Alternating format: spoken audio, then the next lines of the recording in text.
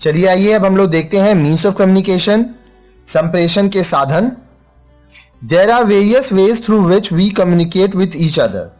हम एक दूसरे से सूचनाओं का आदान प्रदान कई तरीकों से कर सकते हैं। These may be called the means of communication. इन्हें संप्रेषण का साधन कहा जा सकता है। किन्हें?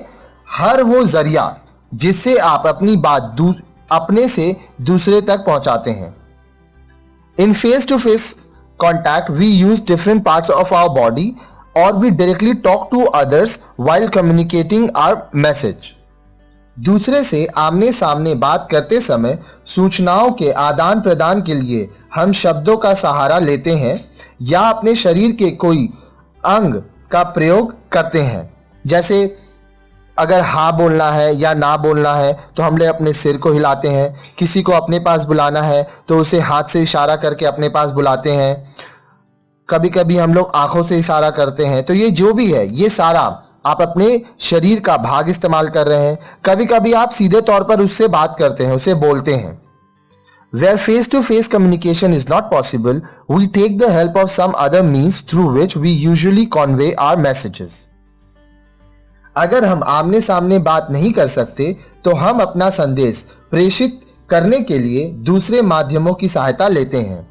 For example, we may use a letter to convey written messages, talk to others over telephones, send telegrams, and use various other modern machines like computers, fax machine, etc. to communicate our messages.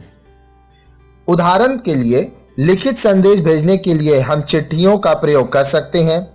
इसके अलावा हम लोगों से telephone पर बात कर सकते हैं, तार भेज सकते हैं या संचार के आधुनिक उपकरणों जैसे कंप्यूटर, फैक्स मशीन आदि की सहायता ले सकते हैं। The means to be used in our communication process depends upon the purpose of communication. संप्रेषण के लिए हम कौन सा साधन चुनेंगे यह इस बात पर निर्भर करता है कि संदेश भेजने के पीछे हमारा उद्देश्य क्या है। For example, to send any urgent messages, we generally use telephone. For any other important matter for which a written document is required, we use letter, telegram, fax, etc. उदाहरण के लिए किसी जरूरी संदेश को भेजने के लिए हम प्राय टेलीफोन का प्रयोग करते हैं। लिखित संदेशों को भेजने के लिए हम चिट्ठी, तार, फैक्स आदि का प्रयोग करते हैं। Nowadays, modern technology has given us a wide option to choose the means according to our requirement and liking. आजकल आधुनिक टेक्नोलॉजी के कारण हम अपनी जरूरत और पसंद के हिसाब से संप्रेषण के साधन चुन सकते हैं। Let us discuss some of the important means of communication commonly used in business. आइए व्यापार के क्षेत्र में प्रयोग किए जाने वाले बातों को कुछ महत्वपूर्ण संप्रेषण के साधनों के बारे में चर्चा करें। सबसे पहला, लेटर्स, पत्र। Letters are written form of communication. पत्र संप्रेषण का लिखित रूप होता है। हम लोग इसको लिखते हैं। These can be sent or received by individuals or organizations. इन्हें कोई भी व्यक्ति या संगठन भेज सकता है या प्राप्त कर सकता है। Written messages in the form of letters can be delivered to the receivers through special messenger, post offices or private couriers. लिखित संदेशों को पत्रों के रूप में विशेष संदेश वाहकों, डाकघरों और निजी कुरियर सेवाओं द्वारा भेजा जा सकता है। अब मैसेंजर में आप ईमेल कर सकते हैं। साथ ही साथ अगर आप जो अभी लेटेस्ट टेक्नोलॉजी में है फेसबुक, उसमें भी मैसेज कर सकते हैं। तो ये जितना कुछ है ये आपका रिटन फॉर्म है। This method is mostly used where face-to-face communication is difficult or other means are not easily available. इस पद्धति का प्रयोग ऐसी स्थिति में किया जाता है जहां आमने सामने संप्रेषण कठिन है और साथ ही संप्रेषण के दूसरे साधन उपलब्ध नहीं है। It helps in keeping a record of the communication. इससे संवाद का रिकॉर्ड रखने में भी सहायता मिलती है।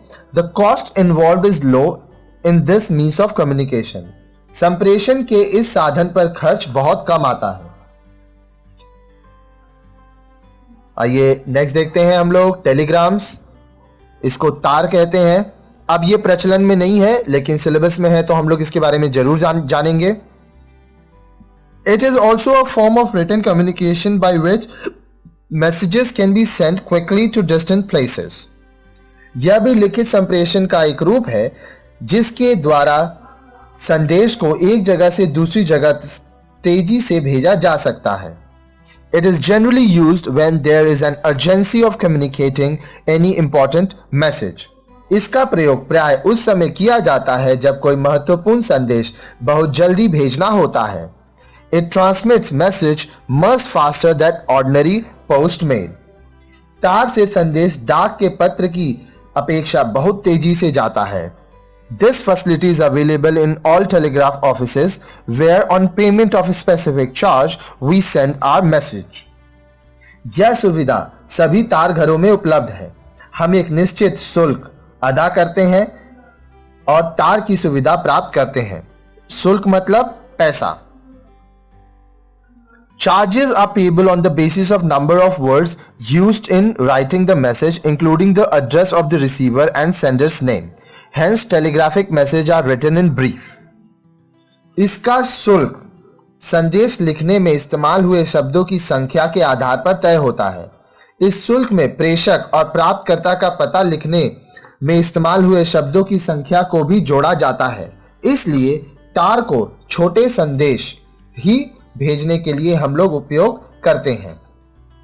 Telegrams can be sent as ordinary और एक्सप्रेस। तार साधारण और एक्सप्रेस दो प्रकार के होते हैं। Express telegram travel faster than ordinary telegrams for which extra charge is to be paid. Express तार साधारण टेलीग्राम से ज्यादा तेजी से जाते हैं, इसलिए इनका शुल्क भी ज्यादा होता है। बार बार ध्यान रखिएगा, शुल्क मतलब चार्जेस, जो पैसा आप देते हैं। To send telegrams to foreign countries, cablegrams are used. विदेशों में तार भेजने के लिए केबलग्राम का प्रयोग किया जाता है। Telegrams can also be sent by using telephone, which is called phonogram. Telegram को टेलीफोन द्वारा भी भेजा जा सकता है, जिसे फोनोग्राम कहते हैं। Here, by ringing up the telegraph office through a telephone, the message can be recorded and later the telegraph office transmits the message to the receiver.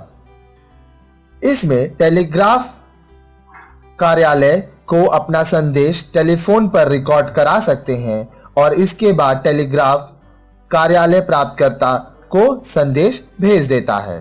Telephone is a very popular form of oral communication. Telephone मौखिक संवाद का बहुत ही लोकप्रिय साधन है। It is widely used for internal and external business communication. संगठन के भीतर और संगठन के बाहर संवाद के लिए टेलीफोन का काफी प्रयोग किया जाता है। Long distance communication is facilitated by STD, subscriber trunk dialing, while international communication can be made through ISD, international subscriber dialing facilities. देश के भीतर लंबी दूरी का संवाद STD सब्सक्राइबर ट्रंक डायलिंग द्वारा होता है, जबकि विदेशों में किसी से बातचीत के लिए ISD इंटरनेशनल सब्सक्राइबर डायलिंग सुविधा का प्रयोग किया जाता है। Both government and private agencies provide telecom services. Telephone सुविधाएं सरकारी और निजी दोनों तरह की कंपनियां उपलब्ध कराती हैं। Telephone is mostly preferred as it helps in establishing instant contact between the parties to communication. Telephone को से तुरंत संवाद स्थापित हो जाता है, इसलिए इसका काफी प्रयोग हो रहा है। In business firms as well as government and private offices, automatic switchboards known as private automatic branch exchange PABX are installed to facilitate internal as well as external communication. व्यावसायिक फर्मों, सरकारी तथा निजी कार्यालयों में आंतरिक संवाद के लिए स्वचालित स्विचबोर्ड या निजी स्वचालित शाखा एक्सचेंज PABX लगाया जाता है। Nowadays, mobile phones are very popular as they give an access to the receiver at any time, anywhere. आजकल मोबाइल फोन बहुत लोकप्रिय है क्योंकि इससे आप किसी से कहीं भी संपर्क कर सकते हैं। This is an improvement over the fixed line telephone. पहले लैंडलाइन होता था और अभी भी कुछ लोग इसको इस्तेमाल करते हैं. लैंडलाइन फोन्स को हम लोग फिक्स्ड लाइन टेलीफोन कहते हैं. यह फिक्स्ड लाइन टेलीफोन से कई मायनों से बेहतर है. कौन? Mobile phones. It possesses many modern features like short messaging services (SMS), multimedia messaging services (MMS), etc. By using these services, written messages can be sent to the receiver. इसमें कई आधुनिक विशेषताएं हैं जैसे लघु संदेश सेवा या शॉर्ट मैसेजिंग सर्विसेज (SMS), बहु संदेश सेवा, मल्टीमीडिया मैसेजिंग सर्विसेज (MMS). इनसे एक फोन से दूसरे फोन को लिखित संदेश या तस्वीरें भेजी जा सकती हैं. Both private as well as government organizations provide these services. MTNL, BSNL, Airtel, Idea, Hutch अब वोडाफोन हो चुका है, Reliance and Tata are the leading mobile service providers in our country through CDMA, Code Division Multiple Access, and GSM, Global System for Mobile Communication. Mobile सेवा सरकारी और निजी दोनों तरह की कंपनियां उपलब्ध कराती हैं. महानगर टेलीफोन निगम limited (MTNL), Videsh Sanchar Nigam limited (BSNL), Airtel, Idea, Hutch, Reliance और टाटा देश में मोबाइल सेवा उपलब्ध कराने वाली अग्रणी कंपनियां हैं. ये सेवा CDMA, code division multiple access तथा GSM, global system for mobile communication के माध्यम से उपलब्ध कराई जाती है. आइए हम लोग आगे पढ़ते हैं टेलेक्स के बारे में. Telex provides a means of printed communication using teleprinter. Telex इस माध्यम द्वारा छपे हुए संदेश टेलीप्रिंटर द्वारा दूसरे स्थान पर पहुंचाए जाते हैं. Teleprinter consists of machines installed at different places which are connected to a central exchange through cable. Teleprinter एक मशीन है जो विभिन्न स्थानों पर लगाई जाती है और ये केबलों द्वारा केंद्रीय एक्सचेंज से जुड़ी होती है. In each machine a standard keyboard is fitted. सभी मशीनों में एक मानक कीबोर्ड लगाया जाता है. Any message typed by using those keyboards at one end is automatically typed at the other end, hence instant transmission is possible. एक keyboard पर टाइप किया गया संदेश स्वतः दूसरी जगह छप जाता है. इस प्रकार संदेश एक जगह से दूसरी जगह तुरंत भेजा जा सकता है. Next, fax. Fax or facsimile is an electronic device that enables instant transmission of any matter, which may be handwritten or printed like letters, diagrams, graphs, sketches, etc. Fax या facsimile एक इलेक्ट्रॉनिक उपकरण है जिसके द्वारा हाथ से लिखे हुए या छपे हुए शब्द, रेखाचित्र, ग्राफ, स्केच आदि को एक जगह से दूसरी जगह भेजा जा सकता है. By using telephone lines, this machine sends the exact copy of the document to another fax machine at the receiving end.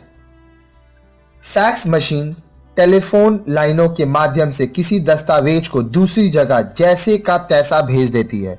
मतलब अगर मैं इस पेज को फैक्स के थ्रू भेजूं तो ये जिस तरह से है सेम, ये अंडरलाइन सेम टू सेम वहां पे ये आ जाएगा.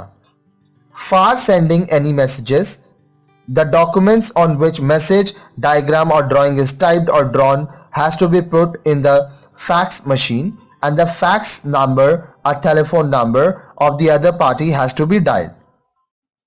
दस्तावेज को एक जगह से दूसरी जगह भेजने के लिए मशीन में डालना पड़ता है और जिस मशीन पर उसे भेजना है उसका नंबर डायल किया जाता है. Then the fax machine at the receiving end will instantly produce the replica of the matter.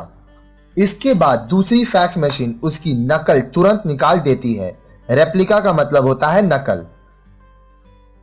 This is the most commonly used means of written communication in business. Fax लिखित व्यावसायिक संदेश को एक जगह से दूसरी जगह तक पहुंचाने का सबसे प्रचलित साधन है। The main advantage of fax system are easy operation, instant transmission of handwritten or printed matters over any distance. Telephone machine also records each transactions of the communication.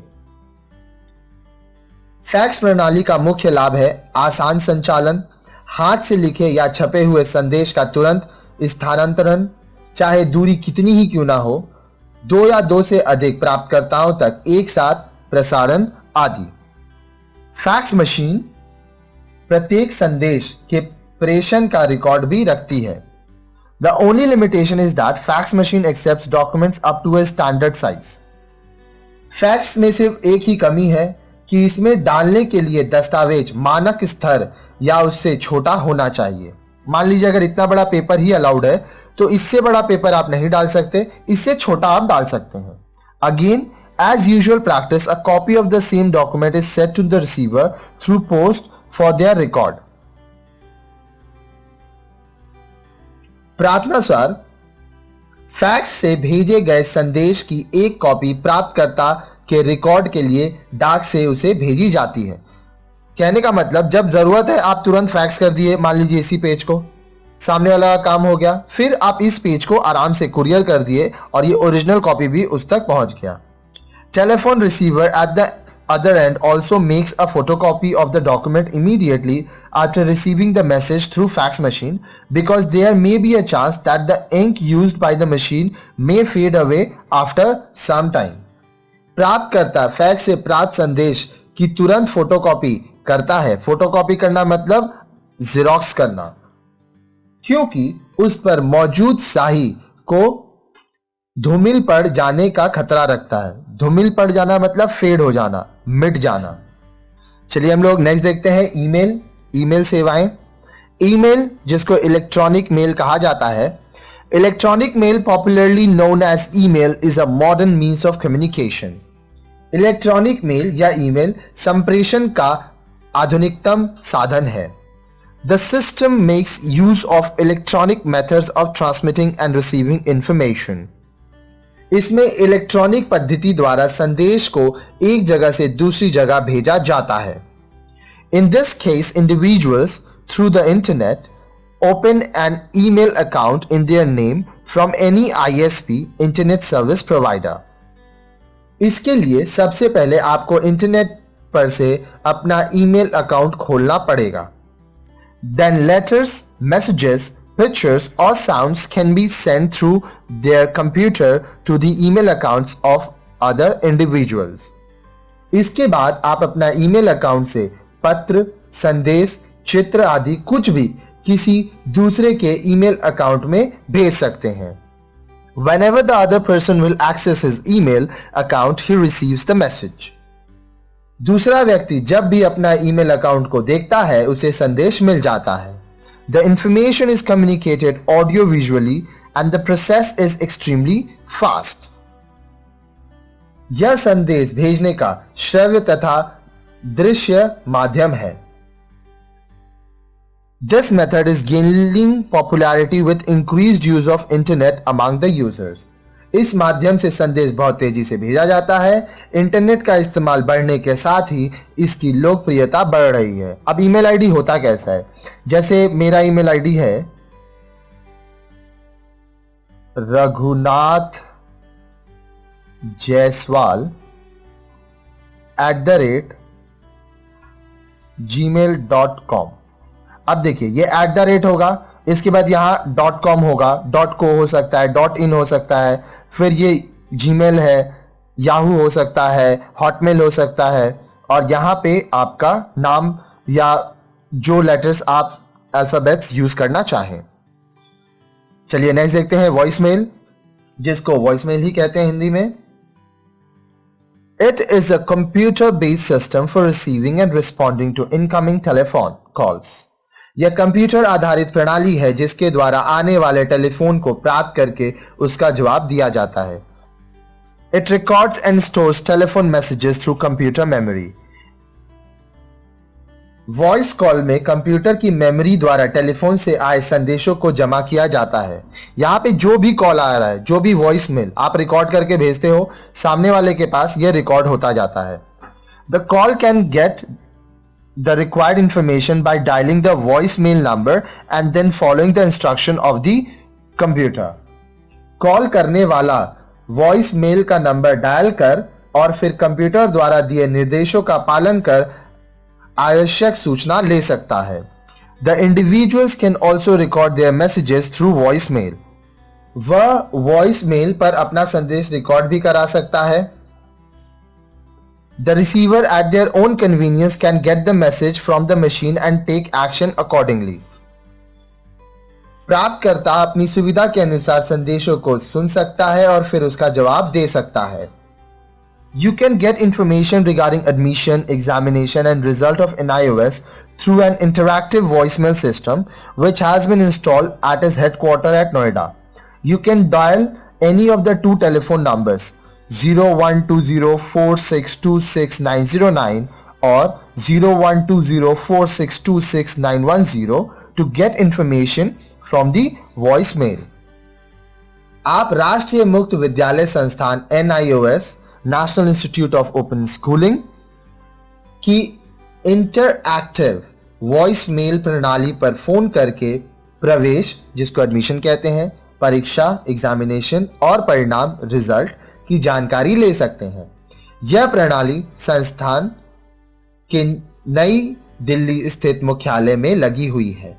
आप 0112629105 अथवा 0112629105 इन दोनों में से किसी भी नंबर पर फोन करके वॉइस मेल से सूचना प्राप्त कर सकते हैं। चलिए आइए अब हम लोग स्टार्ट करते हैं टेलीकॉन्फ्रेंसिंग। टेलीकॉन्फ्रेंसिंग इसको हिंदी में कहते हैं।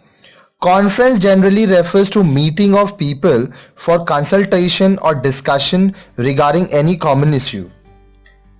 कॉन्फ्रेंस का अर्थ है लोगों की बैठक जिसमें एक मुद्दे पर विचार विमर्श होता है या बैठने के विभिन्न मुद्दों पर परामर्श दिया जाता है। Here people sit together and interact face to face with each other. इस सम्मेलन में लोग साथ बैठते हैं और उन्हें एक दूसरे से बातचीत का मौका भी मिलता है। But teleconferencing is a system through which people interact with each other without physical sitting in front of others. देखिए कॉन्फ्रेंस में क्या होता है, लोग सामने बैठ रहे हैं, एक दूसरे से बात कर रहे हैं, लेकिन टेलीकॉन्फ्रेंसिंग में क्या होता है, लेकिन टेलीकॉन्फ्रेंसिंग वह प्रणाली है जिसमें लोग एक दूसरे के साथ बैठे बगैर बातचीत करते हैं। आप सामने नहीं बैठे हो, फेस टू फेस नहीं बैठे हो, लेकिन फिर भी आप बात कर रहे हो। People can hear the voice and see the picture of others and also respond to their queries even if sitting in different countries. Teleconferencing वह प्रणाली है जिसमें लोग एक दूसरे के साथ बैठे बगैर बातचीत करते हैं। टेलीकॉन्फ्रेंसिंग के माध्यम से दो अलग अलग देशों में रहते हुए भी एक व्यक्ति से दूसरे व्यक्ति पर टीवी स्क्रीन के जरिए आमने सामने बात किया जा सकता है। It requires the use of modern electronic drives like telephone, computers, television, etc. For every teleconferencing, a central controlling unit is required that facilitates the entire process of communication. इसके लिए टेलीफोन, कंप्यूटर, टेलीविजन जैसे आधुनिक उपकरणों की आवश्यकता होती है। प्रत्येक टेलीकॉन्फ्रेंसिंग के लिए एक केंद्रीय नियंत्रण इकाई होती है जो संप्रेषण की पूरी प्रक्रिया को सुचारू रूप से चलाती है। There are two different types of teleconferencing, one audio conferencing and other video conferencing. दो प्रकार का टेलीकॉन्फ्रेंसिंग होता है, एक होता है ऑडियो कॉन्फ्रेंसिंग जहां पर आप सुनते हो, एक होता है वीडियो कॉन्फ्रेंसिंग जहां पर आप देखते भी हो।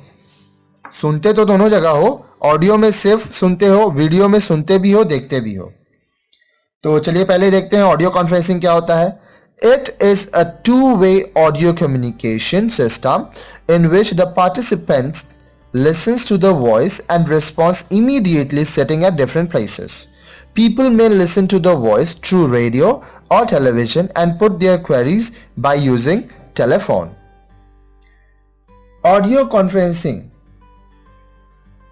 यह दो तरफा संप्रेषण प्रणाली है जिसमें भाग लेने वाले व्यक्ति अलग अलग स्थानों पर बैठकर भी एक दूसरे से बात कर सकते हैं। लोग रेडियो या टेलीविजन पर आवाज को सुनकर टेलीफोन द्वारा अपने प्रश्न पूछ सकते हैं। तो यहाँ पे क्या हो रहा है, आप सिर्फ आवाज सुन रहे हो ऑडियो कॉन्फ्रेंसिंग में, आप सामने वाले को देख नहीं सकते। Video conferencing, besides listening to the voice, the participants of the conference can also see the picture of each other while talking with themselves. This is called video conferencing. There are two different types of video conferencing process. Video conferencing में भाग लेने वाले आवाज सुनने के अलावा एक दूसरे की शक्ल भी देख सकते हैं। यह दो प्रकार की होती हैं। पहला, one way video and two way audio, एक तरफा वीडियो, दो तरफा ऑडियो। In this system the participants can listen to the voice and see the picture of the person sitting in the studio. The audience maintains a contact with the studio through telephone and the persons in the studio listens to the voice of the participants. एक तरफा video और दो तरफा audio प्रणाली में प्रतिभागी studio में बैठे लोगों की आवाजें सुनने के साथ साथ तस्वीरें भी देख सकते हैं। श्रोता या दर्शक स्टूडियो में टेलीफोन करते हैं और स्टूडियो में बैठे लोग केवल आवाज सुन सकते हैं। आप जब टेलीविजन देखते हैं तो बहुत बार क्या होता है, आप टीवी देख रहे हैं और कॉल करते हैं, तो आप जिसको कॉल कर रहे हैं आप उसको टेलीविजन में देख पा रहे हैं, लेकिन जो आपका कॉल रिसीव कर रहा है वो आपको देख नहीं पा रहा है, सिर्फ आपकी आवाज सुन रहा है। तो यहां क्या हुआ, one way video, two way audio. Second, both way audio and video, दो तरफा ऑडियो और video. Here participants at both the ends, that is studio as well as audience and, are able to listen to the voice and see the picture of each other while talking amongst themselves. दो तरफा audio video प्रणाली में प्रतिभागी आपस में बात करते हुए स्टूडियो के लोगों और दर्शकों दोनों एक दूसरे की आवाजें सुन सकते हैं और उसकी तस्वीर भी दे सकते हैं। कहने का मतलब, आप जब किसी को कॉल करते हो, वीडियो कॉल, आप जिससे बात कर रहे हो आप उसको देख पा रहे हो, साथ साथ वो भी आपको देख पा रहा है और आप दोनों एक दूसरे की आवाज भी सुन पा रहे हो। तो इसको बोथ वे ऑडियो वीडियो या दो तरफा ऑडियो वीडियो कॉन्फ्रेंसिंग कहते हैं।